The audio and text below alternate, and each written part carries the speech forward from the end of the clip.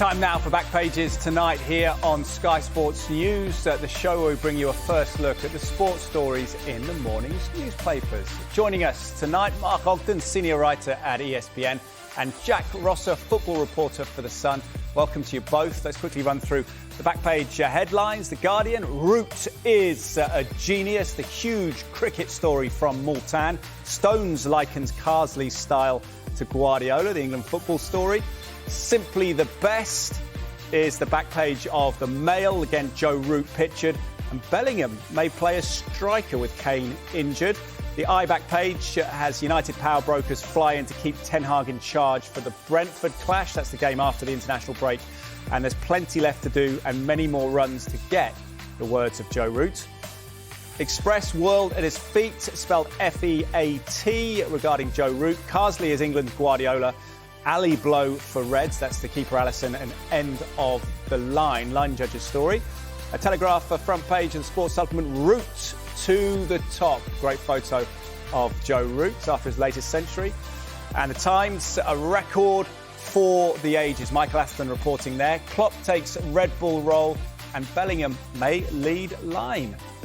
Metro says, unbelievable for Joe Root. The Star back page, we've got Guardiola.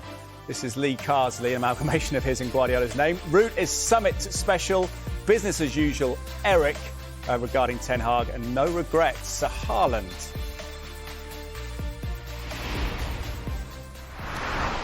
Let's talk Lee Carsley then, and England building up to the Greece game. John Stones is going to be his captain and probably endeared himself even more to his new manager, hasn't he, Jack, with these likenings to Guardiola. Back page of the Star, we've got Guardiola. Carsley's just like Pep, says City A. Stones. I guess we're all inclined to be nice to our bosses, but what do you make of this? Well, I think a lot of people have always said the FA should go and get Pep, so I think Lee Carsley will be quite happy that someone that's played so many games for Guardiola is coming out and giving him that sort of endorsement. I don't think we've quite seen it on the pitch in Carsley's first couple of games yet, but having watched a fair bit of his under-21s side, you can sort of see where John Stones is coming from a little bit. Maybe the style of play, the attacking, controlling, constant movement of the ball sort of thing. But it's incredibly high praise for someone that's had 2 games as senior England manager, interim senior manager as well. And Carsley, while he'll be thankful for the praise and the support, he might not like the pressure that being compared to someone like Pep Guardiola will put on the next couple of games over the next few days, starting with Greece, obviously, tomorrow. Absolutely. Surely it's flattering, though, isn't it, Mark? One of the all-time greatest head coaches. How do you see the analogy? Is it good or bad news for Jack Grealish if he is a Guardiola in the making?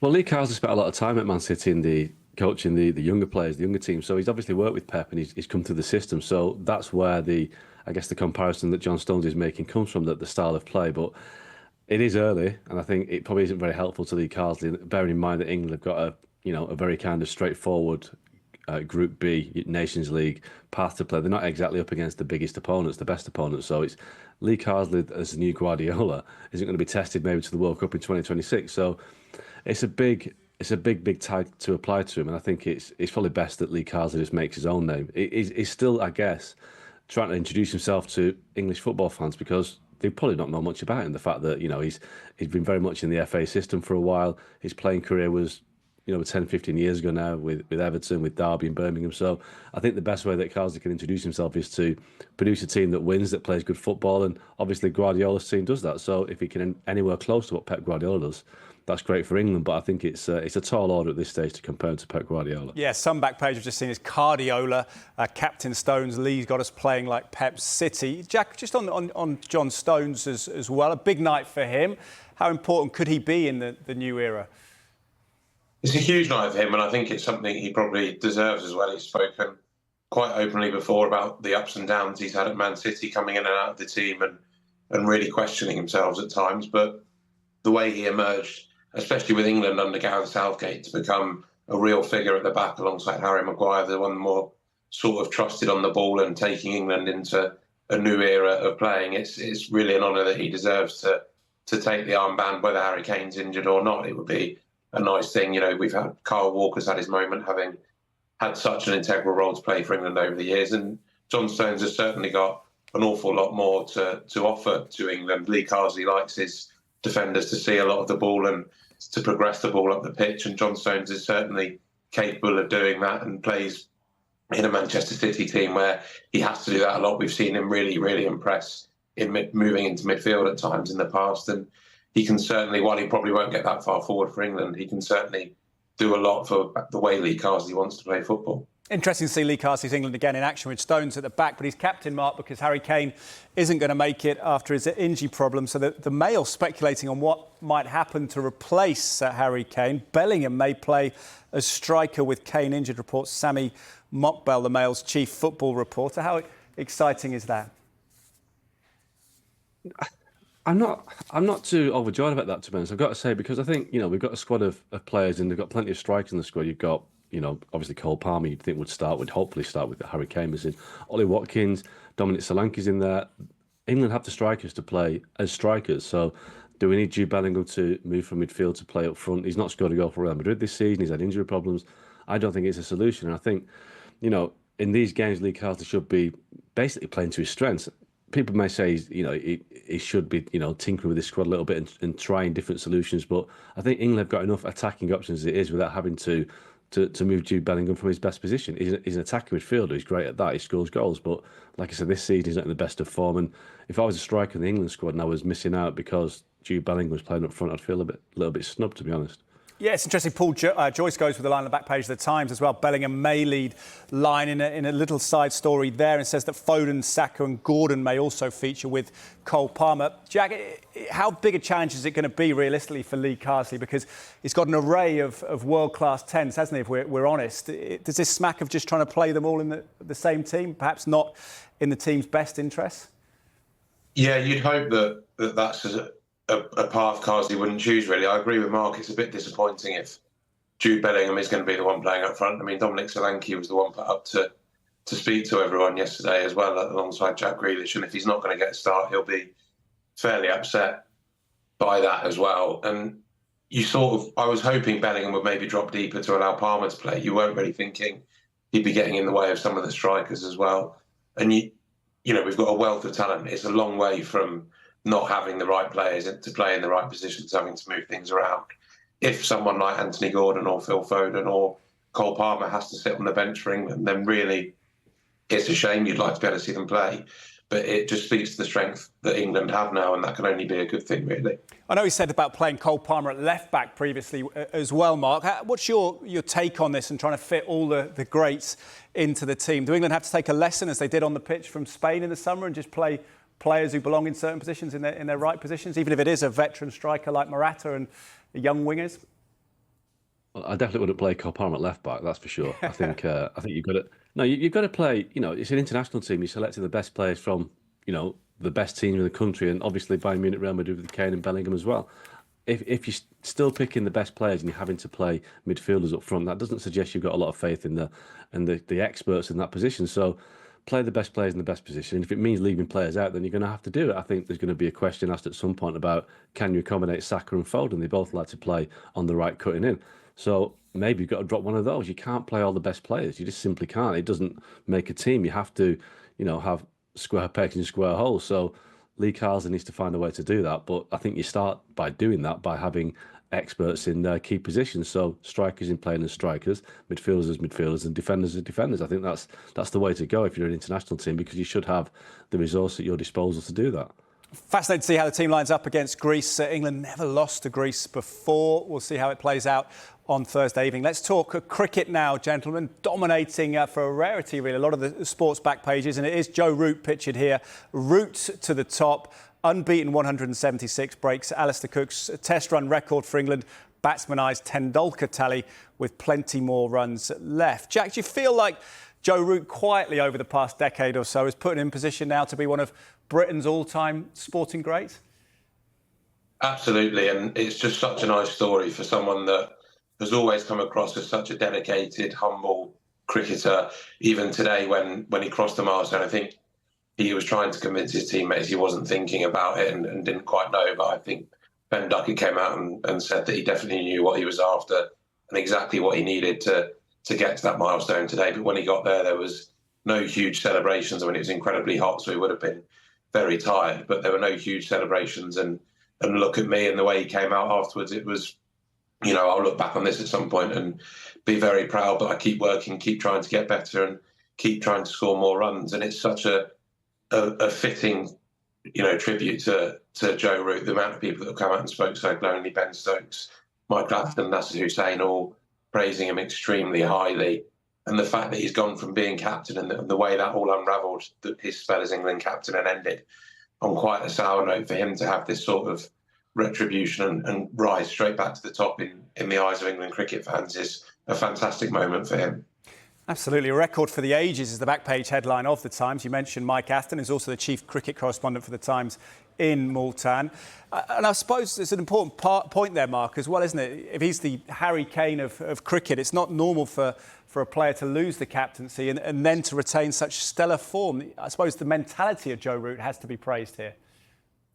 Yeah, absolutely. But even when he lost the captaincy, there's never any issue of him, being a prima donna about it. He just got on with the job and continued to do what he always does and score runs. And, when he brought the record today, I just thought, well, is it because they're playing many more games these days and that obviously the more games you play, the more chance you've got of scoring runs. And there's a little bit of that. But when you look at his average, it's over 50 and I think it's as good as anybody anywhere. So Joe Root is definitely one of the best batters we've ever had and the best sportsman we've ever had. And I think his figures stack up, whether he plays more games than other people or not. His figures stack up, and he is, I've seen people today say he should be knighted. I'm sure that'll come along at some point.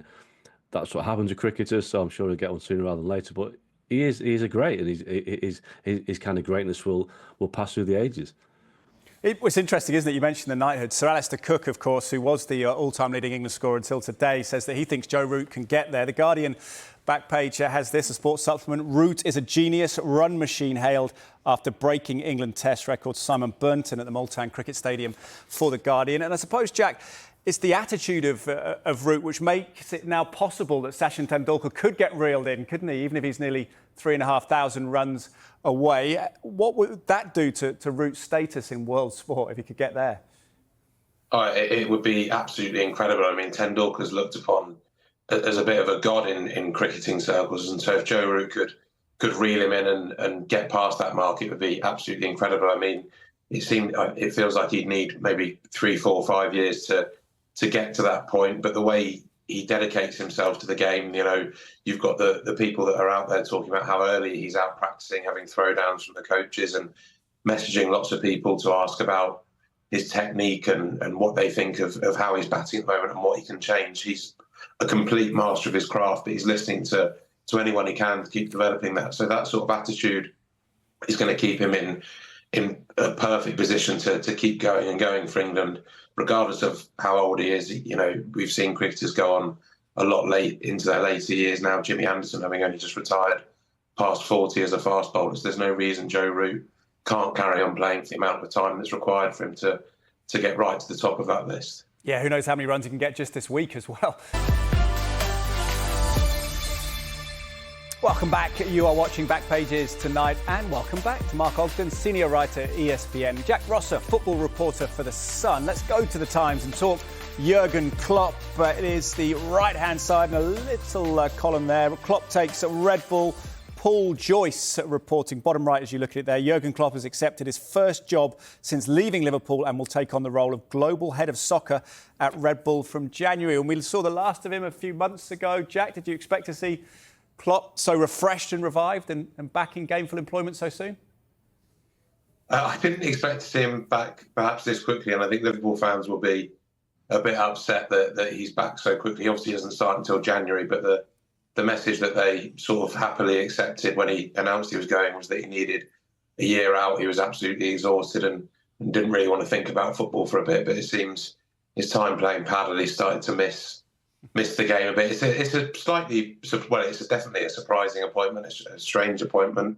He's caused a lot of upset in Germany, given the values that Klopp has sort of stood for, the clubs that he's represented in Borussia Dortmund and Liverpool, very sort of for the working man, whereas Red Bull don't even as much as divide opinion. Everyone's turned against them in Germany, the way they operate. But I think, for them, it will be a fantastic opportunity. They'll see it as that sort of role, him working with their coaches. The way they can get some of the best coaches to come into the Red Bull system will be to say you can pick the phone up to Jürgen Klopp at any time. And for him, he's not back on the touchline. He said that in his post on Instagram. He didn't want to be back on the touchline anytime soon. But if the reports are correct that he can almost walk straight into the Germany job from this role, it's quite interesting that he's flagged that he's definitely interested in that with that sort of clause in the contract. And this is something to keep his hand in football, keep learning and picking up new ideas while he waits for that, effectively. Whether Julian Nagelsmann will want to go before the chance of leading Germany into World Cup is another question. But managers out of work constantly talk to you about having to keep up with the latest trends, developments, anything that changes in football. And this is one way for Klopp to do that, albeit a very surprising one for someone that looks so far away from what the sort of Red Bull operation is, really. Yeah, we'll touch on that in just a second in the clash of images maybe. But you mentioned there, Jack, about the fact that there's this clause, which was very interestingly made public, that Jürgen Klopp would be allowed to take the Germany national team position. And Mark, you've been writing about this for ESPN. Klopp is back with exec role at Red Bull, but for how long? Give us the cut and thrust of your piece. Yeah, well, he left Liverpool in May talking about the need to have a year off, and 5 months later he's back. And the similar thing happened in 2015 when he left Dortmund needing a break, and again 5 months later he was back at Liverpool. So Jürgen Klopp, having dealt with him in the past, he's not a guy that sits easily with the executives. It's not his thing to wear a suit and be a suit. He's a guy that wants to be on the touchline.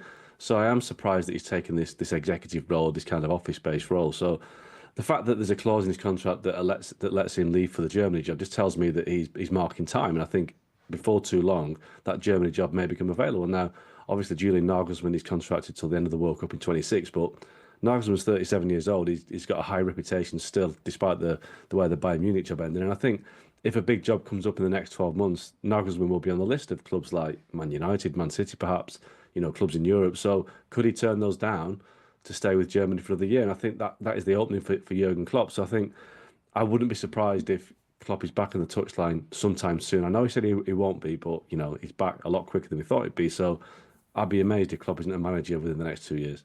Yeah, we shall keep that space. So watching interestingly as he pops up around the world in his ambassadorial role, no doubt, from January. Let's talk about Erik ten Hag, who we're expected to pop up against Brentford, Mark. This is Pete Hall reporting. United power brokers fly in to keep ten Hag in charge for Brentford clash. Mark, does that echo your understanding that ten Hag will still be there for the Brentford game?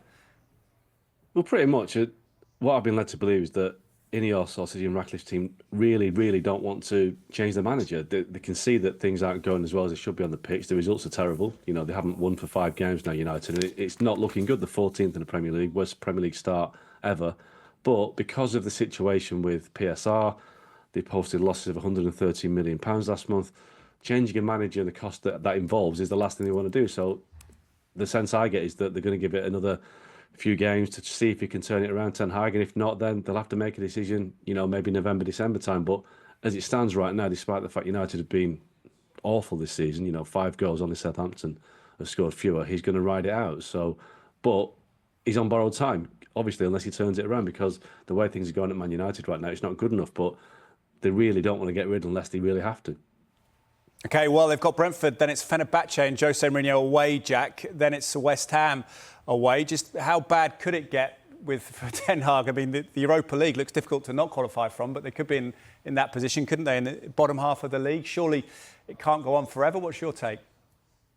It can't. And I think, there's also the considerations that Mark spoke about there financially in terms of what they can and can't do. But they also made the decision in the summer to stick with him after it was very publicly and widely known that perhaps they didn't want to and they were speaking to other people. So you'd almost look rather daft now going straight into the season, having come out and said we'll stick with him and get rid of him so quickly. But then equally, if they're thinking now, we'll wait and see how it goes, they've probably made their minds up already. They tried to get rid of him in the summer.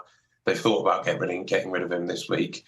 It feels like it's inevitable at some point. And any player or former player will tell you that once that feeling gets out there, that feeling amongst the squad, the atmosphere changes, the level of respect perhaps changes a little, and things only head one way. I mean, we keep thinking that they've hit their lowest point, but you list the games there, and you think if they lose a few of them, we'll sink even lower. So it doesn't feel like something that's going to be resolved very quickly or resolved with Erik ten Hag in charge, really. Yeah, very difficult for Erik ten Hag as well. Remember, he's a man just after all as well in a job. So wish him the best. They're dealing with all the speculation as well, I suppose. So let's go to the Star back page and take in the comments of Erling Haaland, who insists, Mark, he's got no regrets about throwing a ball at Arsenal's rival Gabriel's head. I'm not sure he worded it quite like that, but what did you make of him maybe evading questions? He says he's got few regrets in life generally. Yeah, and I suppose that's why Erling Haaland's been so successful. He's very single-minded, very driven, and let's be honest, chucking a ball at somebody's head is not the biggest crime in the world. It was a bit silly, and it earned a few headlines. But if he doesn't regret it, it's no big deal.